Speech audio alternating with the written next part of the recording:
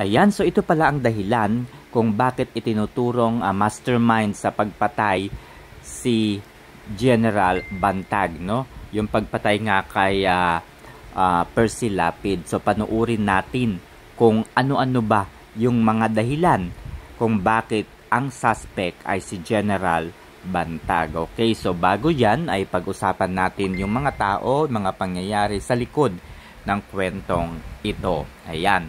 So yung suspect, no, sa pagpatay kay Percy Lapid ay 3 beses na tinanong o nagpalabas ng statement sa media. Okay? Yung unang 2 statement niya, wala siyang binabanggit kung sino ang nasa likod ng pagpatay kay Percy Lapid. Pero nung pangatlong interview niya sa media, sinabi niya ang apelyidong Bantag. Okay, so wala siyang sinasabi kung ito ba ay Director General, ito ba ay nasa Bucor o wala. Walang any information kundi Bantag lang. Okay, nagsalita di umano siya at binanggit niya ang Bantag noong nalaman niyang pinatay din ang middleman, no, sa pagpatay kay Percy Lapid. Okay. So, hindi naman naniniwala si Salvador Panelo na magpupush through yung kaso laban kay General Bantag. Dahil ayon kay Panelo, walang direct link na magpapatunay, walang ebidensya na magiging matibay para masabing si General Bantag nga ang nasa likod ng pagpatay kay Percy Lapid. Ayan. So, samantala, while the investigation is ongoing, okay, ay pansamantalang na-relieve sa pwesto si General Bantag at ang ipinalit ay si Katapang. Okay, so si Katapang ay miyembro ng RAM. Okay, kasama nila sila Gringo Honasan na miyembro ng RAM. Okay, ano nga ba yung RAM? Ito lang naman yung grupo sa likod ng pagpapababa sa pwesto ng tatay, no, ng ama ni President Bongbong Marcos Jr. na si President Ferdinand Edralin Marcos. Okay, miyembro po ng RAM si Katapang na kilala sa mga pagiging alam niyo na, member o miyembro ng Dilawan. Okay.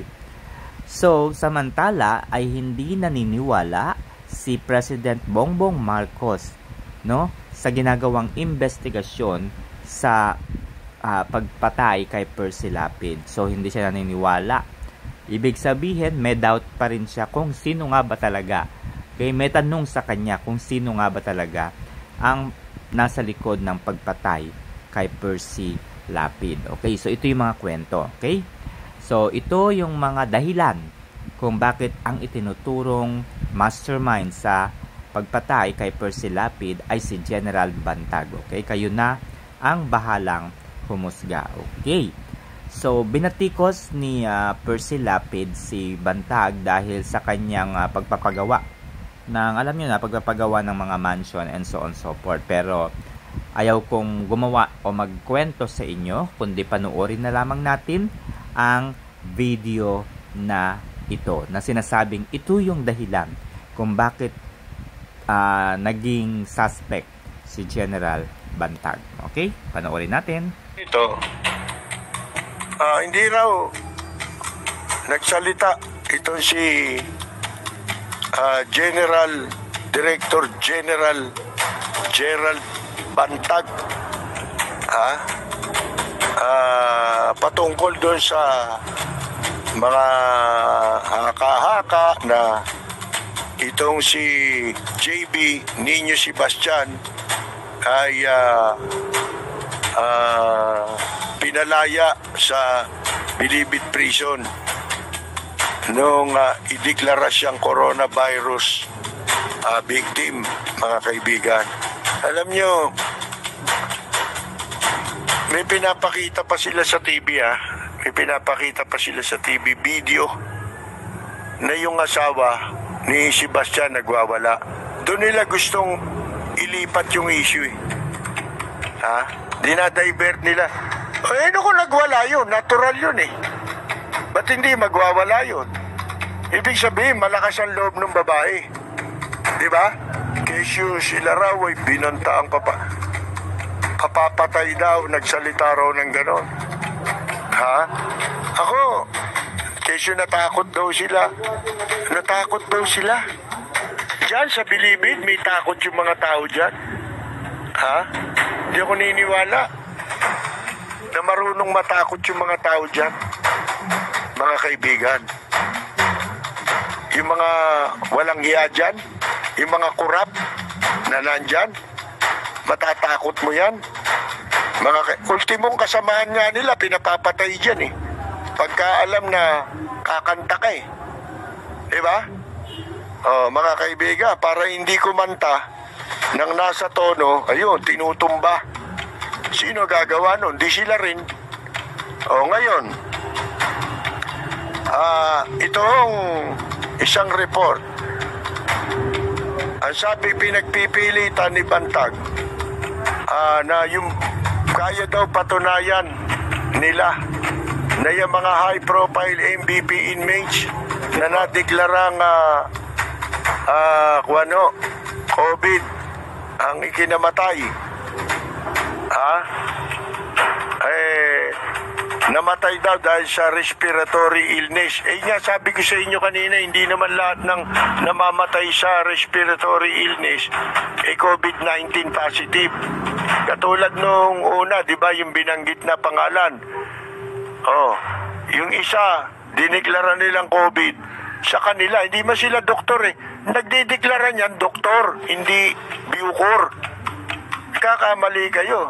Magkatunog lang yung huli. Akala nila, Bucor, doktor na rin sila. Ang nagdideklarang may COVID, hindi kayo dapat. Ang dapat magdeklarang may COVID, doktor. Hindi po yung Bucor. Sa gobyerno di ba? Para malaman kung ang lifestyle mo, hindi ba? Kung nagbabago habang ikaw ay nasa gobyerno, nagtatagal sa gobyerno, para ma-determine, hindi ba? Kung ikaw ay sumusunod doon sa Republic Act 6713, ano yun? Code of Conduct and Ethical Standard for Public Officials and Employees. Kaya sabi ko nga sa inyo, pagka nadidemanda ka ng anti-graft, ito kasing mga tungkol sa pagkamatay, graft case ito eh. Mga kaibigan eh. Bakit mo palalabasin patay ang isang tao kung buhay? Di ba? Yan ang tinatanong, yan ang hindi mapaniwala ang patay na ito mga ito, katulad yung anak nung Buratong, di ba? Hindi nila masigurado. Tatay nga nila yung nilibing nila kasi ayaw ipakita na nadala nila yung bangkay, pero may bantay yung patay na nakalagay sa cadaver bag. Nakasilid, nakasiper yun eh. Hindi pwedeng buksan. Kaya binantayan sila nung yung mga kagawad ng kung pulis yan o BJMP. Correction sa guards, mga kaibigan. Ngayon, sabi nitong si Bantag pa, siguro daw, bakit daw interesado yung mga tao, yung mga nagsasabi dyan, protector ba kayo ng droga? Isipin mo yan, protector daw ba kayo? Kung mo ba drug lord dyan eh, hindi na pwede. Di ba, ibig mo sabihin, protector yung Privacy Commission, yung National Privacy Commission, NPC, na nagsabing yung mga high-profile inmates na yan, hindi mo pwedeng i-invoke dyan yung Privacy Act na sinasabi mo. Mismo yun kasi yun ang kanilang mandate eh. National Privacy Commission. Yan mismo ang mandate nung nagsasalita. Paano mo pasisinungalingan yun?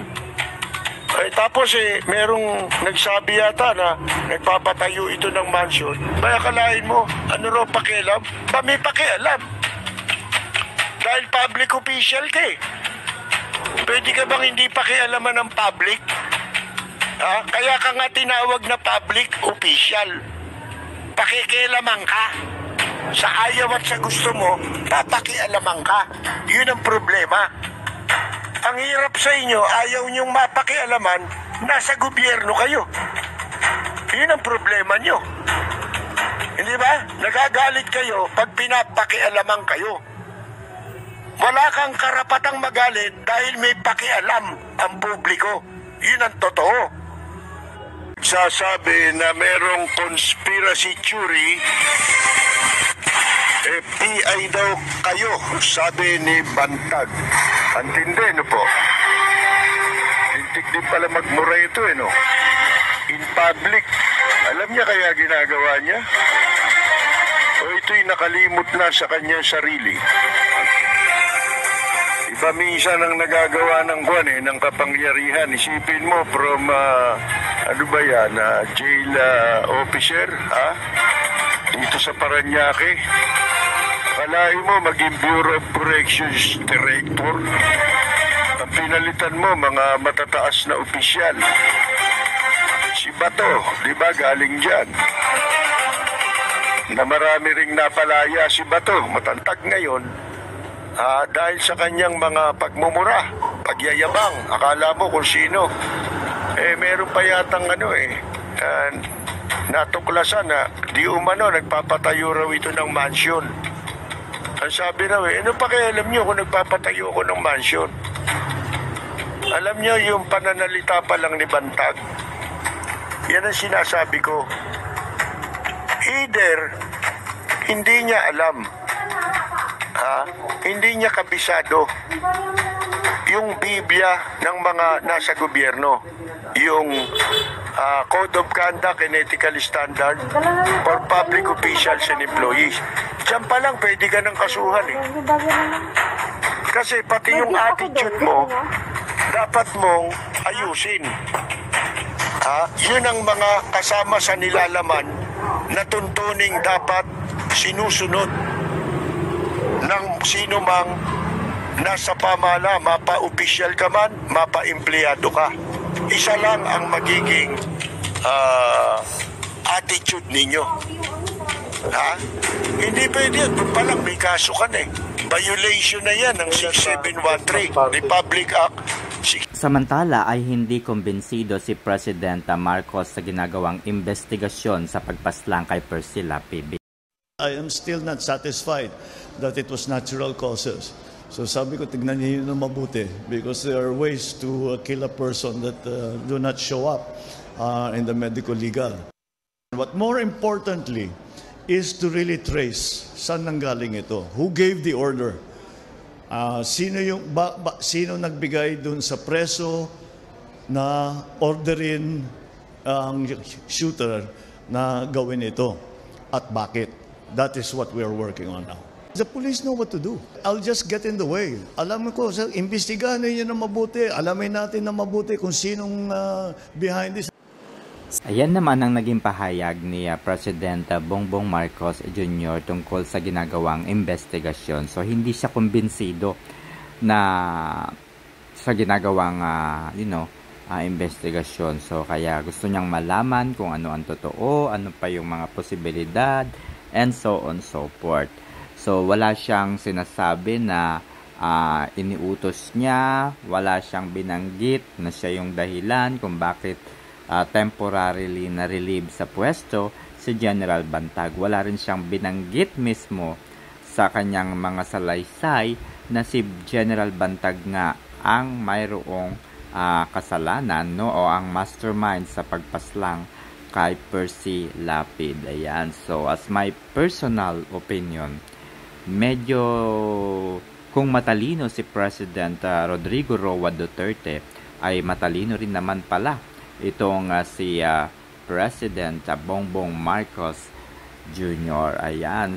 He knows how to play the game. Alright? So really game changer.